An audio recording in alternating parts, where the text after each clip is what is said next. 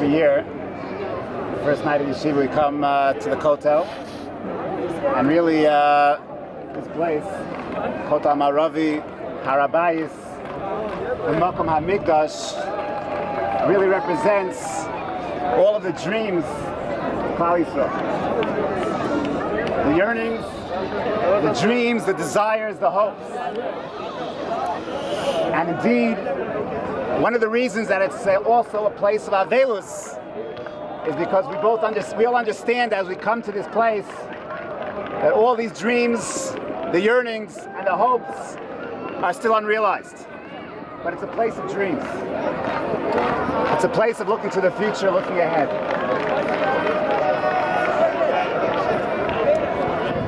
When you look at world history started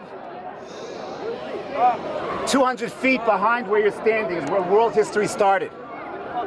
And when the Torah tells us that Hashem gathered the Afar, it's the Afar, the dust from this place. Vayipach ba'apav nishmas chaim, and he blew into that Afar and it came alive.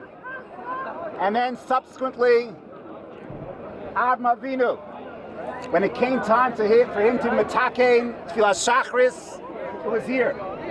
And Yitzchak, be metakein Tfilas Mincha, it was here. And Yaakov Avinu, Tfilas Arvis, was right over here. Akedas Yitzchak, the ultimate sacrifice, was over here. And there's a common denominator between everything that the Makom HaMikdash is about. The Tefillah of the Avos, the creation of the world, Akedas Yitzchak, and the Beis HaMikdash. There's a common denominator that bonds all of this. And the common denominator, I believe, is signified by Yaakov Avinu's dream. When he's fatigued, tired, he lays his head down on a couple of rocks on this hill, and he has a dream. And his dream is of Malachim, Olim V'Yardim, a Sulam based in this world, whose top reaches the heavens, and angels going up and down in that ladder. What this place represents is the bridge of heaven and earth. And Hashem takes, when Adam is created, the world is created, dust here, physicality, earth, and then invests it with spirituality, heaven. And tefillah is exactly that idea. The tefillah of the Avos is taking our physical needs, earth, and bonding those needs to heaven, to spirituality. And the Akedah, sacrifice, Beis HaMikdash, taking physical things, animals, and bonding them to Shechina. That's what Yaakov Avinu taught us. That's what tefillah is. That's what this place is, the bonding of heaven and earth. And when Hashem created the world, under that dome, by that Evan HaShasiyah, it was taking physical and spiritual and putting it all together. And really, as we look forward to what we're about to embark on, the phenomenal adventure of Talmud Torah, of connecting to Eretz Yisrael, of a true sense of Ruchnius, it's that bonding of the physical beings that we are, the physical universe that we live in, and endowing it and imbuing it, and charging it and powering it with a force of Ruchnius, spirituality, which is what this place, the Makom HaMikdash, is all about. I want to tell you a story that happened to my son 2 days ago. My son's in the Army, and he's in a town with his division called Jenin. And 2 days ago, I was in the office, and he sent me a text message with a link to a site, and he said, "This is us."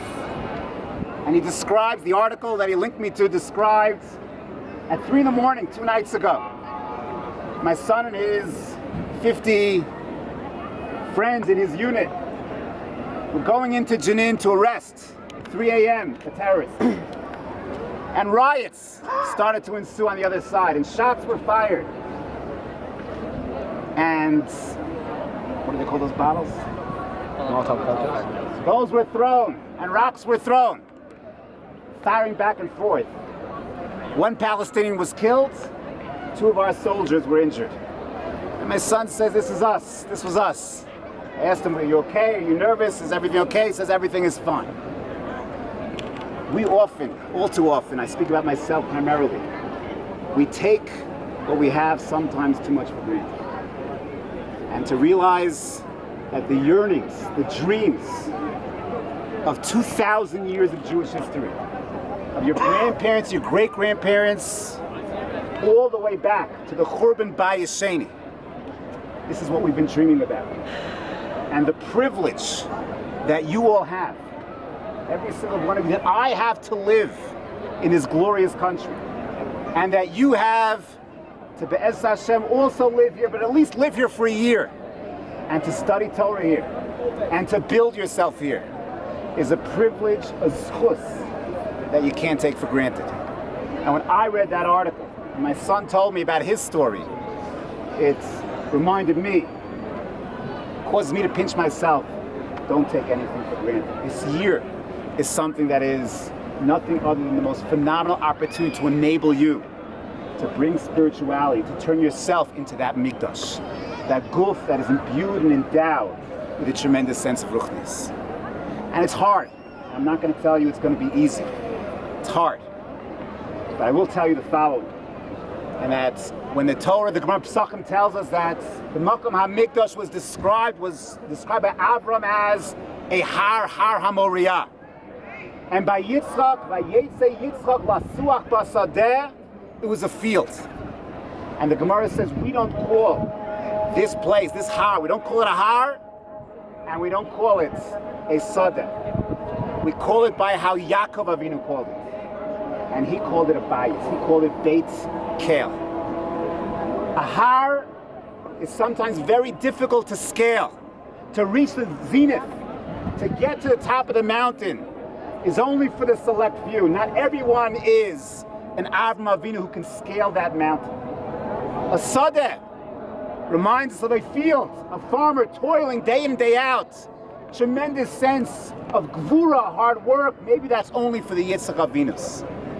But we call this place, we call it Har HaBayit. We call it Bayis. Because everyone could connect to a home.